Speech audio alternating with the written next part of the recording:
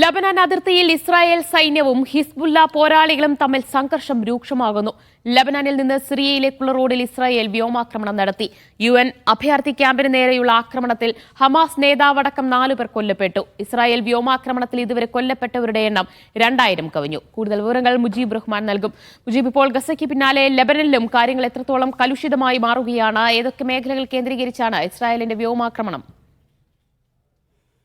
ദിവ്യ, ലബനാനിൽ ഏതാണ്ട് ദിവസങ്ങളായി തുടങ്ങിയ വ്യോമാക്രമണമാണ് ഇന്നും തുടരുന്നത്. തെക്കൻ ലബനാനിലെ ബെയ്റൂത്ത് ഉൾപ്പെടെയുള്ള മേഖലകളിൽ ഈ വ്യോമാക്രമണം നടന്നു. ഏറ്റവും അവസാനമായി ഇപ്പോൾ വലിയ തോതിലുള്ളൊരു ബോംബാക്രമണം തന്നെ നടന്നിരിക്കുന്നത് ബെയ്റൂത്ത് ഈ ലബനാനിൽ നിന്ന് സിറിയയിലേക്കുള്ള ഹൈവേയിലാണ്. ഈ പ്രദേശത്ത് ആദ്യം ഇസ്രായേലിൻ്റെ ഒരു മുന്നറിയിപ്പ് നൽകി. ആ പ്രദേശവാസികളായ ആളുകൾ ഒഴിഞ്ഞു പോകണമെന്ന ഒരു മുന്നറിയിപ്പ് നൽകി ആളുകൾ ഒഴിഞ്ഞു പോകുന്നതിന് മുമ്പ് തൊട്ടുടനെ തന്നെ ഒരു സ്ഫോടന ശബ്ദം കേട്ടതായാണ് പ്രദേശവാസികൾ നൽകുന്ന വിവരം. അതായത് വലിയ തരത്തിലുള്ള ഒരു ആക്രമണം ഈ ഹൈവേയിൽ തന്നെ നടന്നിരിക്കുന്നു. ബെയ്റൂത്തിലും ആ തരത്തിലുള്ളൊരു ആക്രമണം ഇന്ന് നടന്നിരിക്കുന്നു.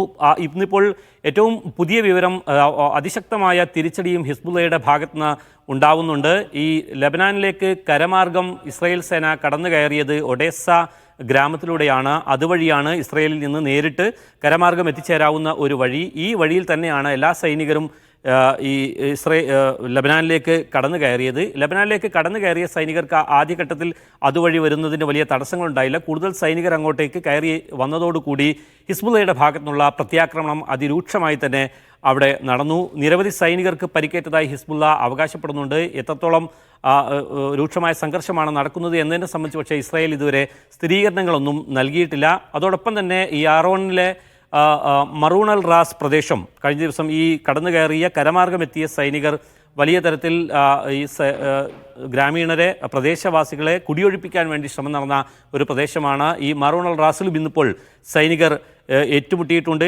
സൈനികരുമായി ഹിസ്ബുള്ള പോരാളികൾ ഏറ്റുമുട്ടിയിട്ടുണ്ട്. ഈ തരത്തിലുള്ള വലിയ സംഘർഷമായി അതവിടെ തുടരുകയാണ്. ഈ പുതുവർഷമായ റോഷ് ഹഷാനയിൽ അന്ന് വൈകുന്നേരം തുടങ്ങിയ ഇസ്രായേലിലേക്കുള്ള റോക്കറ്റ് ആക്രമണം നിലച്ചിട്ടില്ല എന്ന് വേണം പറയാൻ. ഇസ്രായേലിൻ്റെ വിവിധ ഭാഗങ്ങളിലേക്ക്, വടക്കൻ ഇസ്രായേലിലേക്കും അതുപോലെ തന്നെ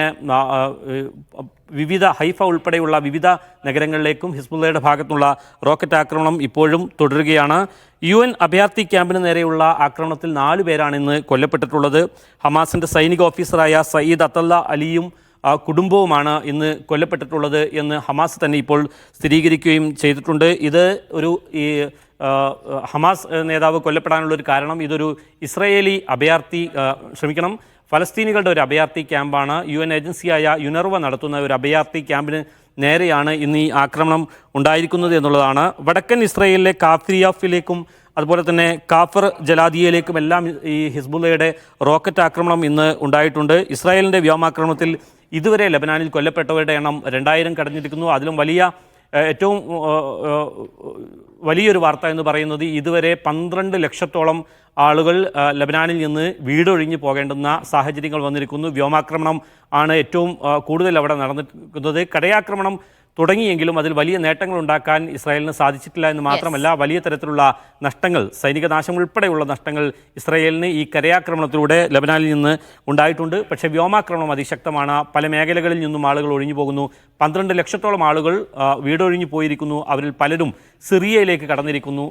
ഒരു ഘട്ടത്തിൽ സിറിയയിൽ നിന്ന് അഭയാർത്ഥികളായി ലബനാനിലേക്ക് കുടിയേറി പാർത്ത ആളുകൾ പോലും പിന്നീട് തിരിച്ചു പോകേണ്ടുന്ന സാഹചര്യം ഉണ്ടായിരിക്കുന്നു എന്നുള്ളതാണ്. അതോടൊപ്പം ഗസയിലും ആക്രമണം തുടരുകയാണ്. ഗസയിലെ നുസൈറാത്ത് അഭയാർത്ഥി ക്യാമ്പിൽ ഒരു വീടുകൾക്ക് നേരെ ഫൈറ്റർ ജെറ്റുകൾ ബോംബാക്രമണം നടത്തിയിരിക്കുന്നു. 7 പേരാണ് അവിടെ കൊല്ലപ്പെട്ടത്. കഴിഞ്ഞ ദിവസം വെസ്റ്റ് ബാങ്കിലും ഫൈറ്റർ ജെറ്റുകൾ ആക്രമണം നടത്തിയിരുന്നു. സാധാരണ ആക്രമണങ്ങളെക്കാൾ അതിരൂക്ഷമായ ആക്രമണമാണ് ഫൈറ്റർ ജെറ്റുകൾ ബോംബെറിഞ്ഞ് ഉള്ള ഈ ആക്രമണങ്ങളിലൂടെ സംഭവിക്കുന്നത്. കഴിഞ്ഞ ദിവസത്തെ വെസ്റ്റ് ബാങ്കിലെ 18 പേർ കൊല്ലപ്പെട്ട ആക്രമണത്തിൽ ആളുകളുടെ ശരീരഭാഗങ്ങൾ ചിന്നിച്ചിതറിയായിട്ടുള്ള റിപ്പോർട്ടുകളും അതുപോലെ തന്നെ വലിയ തരത്തിൽ ആൾനാശം ഉണ്ടായതായിട്ടുള്ള റിപ്പോർട്ടുകളും ഒക്കെ ഉണ്ട്. അത് തന്നെയാണ് ഇന്നിപ്പോൾ ഗസയിലും തുടരുന്നത്. ഹിസ്ബുള്ള സംഘർഷം രൂക്ഷമാവുകയാണ്. വ്യോമാക്രമണമാണ് ഇസ്രായേൽ കടുപ്പിക്കുന്നത്. UN അഭയാർത്ഥി ക്യാമ്പിന് നേരെയും ജനവാസ മേഖലകൾക്ക് നേരെയുമാണ് ഇസ്രായേലിന്റെ വ്യോമാക്രമണം. മുജീബ് റഹ്മാനാണ് വിവരങ്ങൾ നൽകിയത്.